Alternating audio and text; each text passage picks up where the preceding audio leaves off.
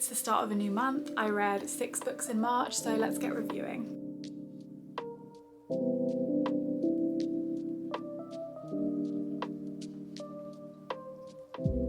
Happy April, everyone. I hope you're doing well. I was hoping to read more, but I read some pretty lengthy, hard to read books this month. So I read 6 books in March. So I've read 19 out of 100 books for the year so far. I am 6 books behind, but that's only if I'm following the 2 books a week rule, but meh, I'm not fussed about that. 4 out of 6 books this month were digital, not physical, on my Kindle. So we're going to start with a Kindle book. The first book I read in March was Twisted Love by Anna Huang, which is a romance. It's a romance, but it's kind of like a darker, like contemporary romance. A little bit twisted, obviously, as the name would imply. This is going to get 3 stars from me.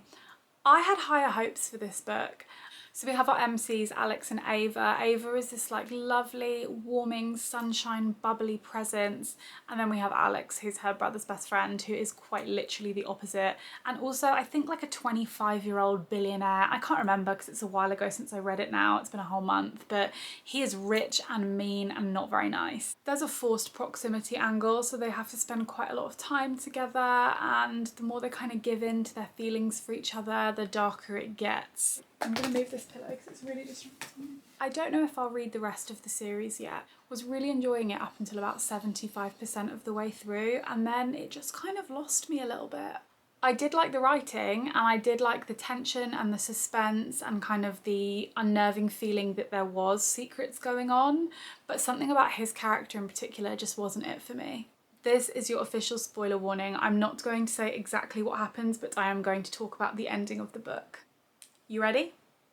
Okay, so the ending, when they find out everything and it all comes to a head and she moves, I think it's unforgivable. I think even a year, I think all that happened is basically unforgivable. I don't even know why she's entertaining it, and the way that he is persisting, living in close proximity to her after resigning as a CEO just to like win her back, I think it's fucking weird.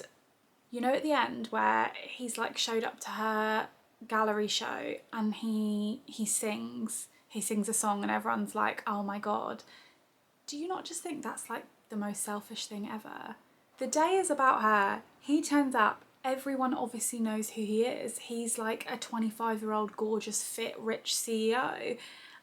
And then he makes it about himself.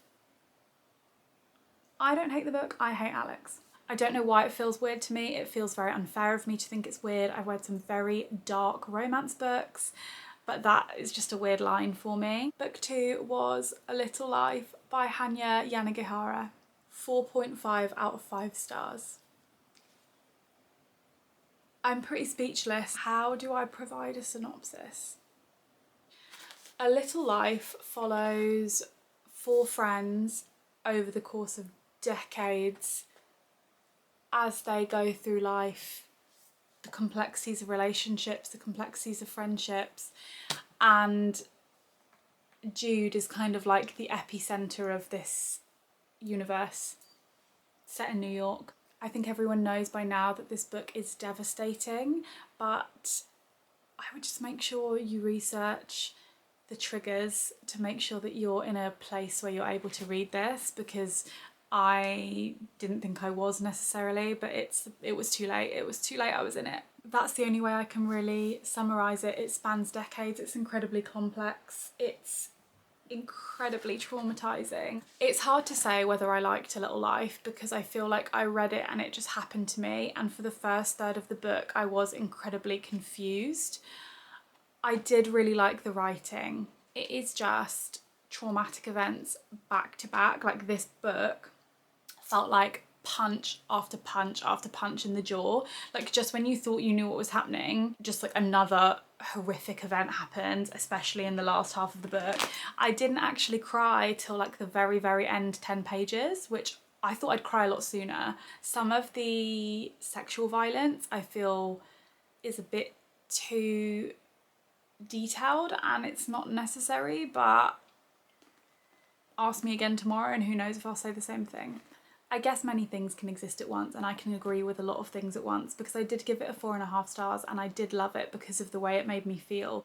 I'm going to talk about the ending, but I'm not going to say what happens. I'm just going to talk about some reviews of the ending. I've seen some people be very critical online about the ending, and I do agree with it to some extent. I don't know what I would have wanted to have happened. There are some very mixed reviews because some people do just feel it is just awful thing after awful thing after awful thing for awful thing's sake. I agree with all the good reviews, I agree with all the bad reviews. This is just a book that I read and it happened to me.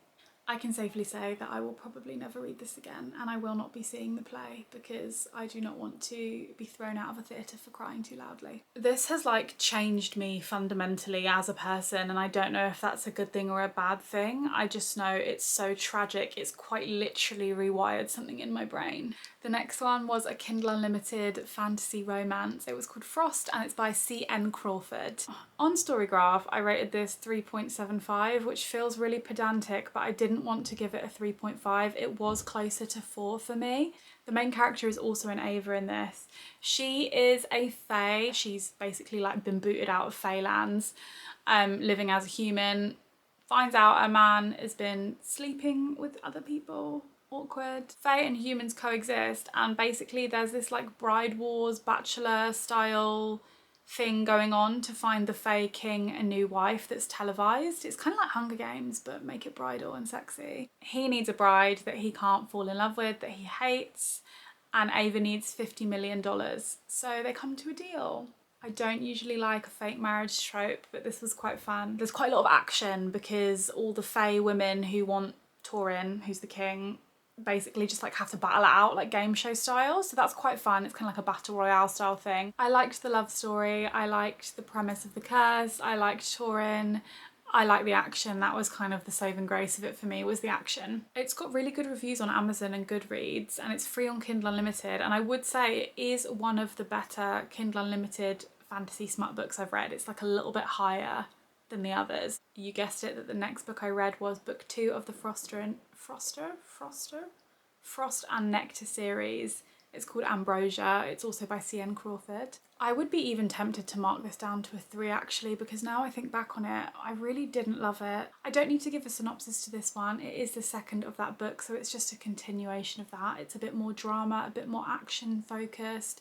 I didn't enjoy the pacing of this one as much, and I didn't enjoy the different perspective in chapters. We change characters a fair amount, and that's something that I have a bit of a love-hate relationship with. I get quite invested in the MCs, so to then have to go and read like a different perspective, even though I know it like furthers the storyline and plotline, I don't love it. It felt like it had a lot to live up to with the first book, and the plot just felt rushed and all over the place, and I didn't love it. It just didn't read very well. My 5th read of March was a non-fiction, so it is A Little History of Philosophy by Nigel Warburton. 4 out of 5 stars. I actually started reading this in February, but it took me a really long time to read because obviously non-fiction just takes way longer, and actually I put it down for quite a long time and started reading A Little Life instead. It's not a very long book, it's just a lot to consider, and as you can see I tried to highlight an ante and then it was taking me too long, so I just thought no. This primarily explores Western philosophy and philosophers,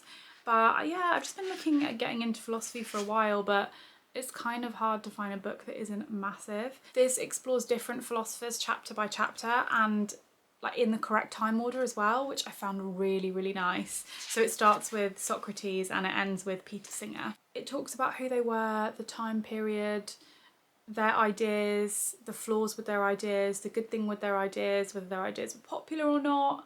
It was just really nice, like the way it's set up, and because it's done kind of in time order, the chapter will wrap up with saying like, oh, but so and so challenged this idea, or this person thought the opposite, and then it like segues really nicely, so it does have a really nice flow. It didn't feel particularly biased, and I felt that it was explained in a really accessible way. Well, it was easy for me to understand most of it, so That's something, isn't it? My last book read for March was on my Kindle as well. It was Unwell Women by Eleanor Cleghorn. So it's actually called Unwell Women, A Journey Through Medicine and Myth in a Man-Made World. 4 out of 5 stars for me. Another non-fiction. This book is exactly what it sounds like. It's a very comprehensive history of medical misogyny throughout the years, so that was really interesting to read about. Again, this took me quite a while to read. I feel like with non-fiction you have so much to process while you're reading it, whereas when I'm reading just like a little fantasy porno, it just happens to me. Interesting and disheartening. Shocked but not surprised. I do think the author does a really, really good job of talking about like Black women's pain and medical misogyny, but like specifically for minoritized women, like back in the day and today. So I feel like that's covered really sufficiently, which I was pleasantly surprised at because I wasn't sure how much that would be brought up going into it. I'm very aware that women's pain isn't taken seriously and that misogyny in the medical field still exists and is like very, very ingrained, so it might be quite insidious at some points. People might not even realise that actively have that bias, but there's something really validating about reading the history of it and where it's all come from and understanding that it's systemic. That is my March reads, all done and dusted. I'm not going to read any non-fiction next month because my brain can't take any more. To start off April strong, I've started this. I know I say this every month. I'm really going to try to get some numbers in this month. I have a lot of books to read and the pile isn't getting any smaller and I actually haven't really added to it. If you want to keep up to date with what I'm reading, I do post my physical books on Instagram, like on my stories. I've got a highlight, or I just keep everything fully up to date on my story graph. So I will link that in the description box. We're nearly at 200 subscribers, so I'm going to sound like such a YouTuber when I say subscribe, like, comment, do the bell, whatever it is that you have to do to see my videos. I try upload every Sunday at 6 p.m. and I will see you on the next video. Goodbye.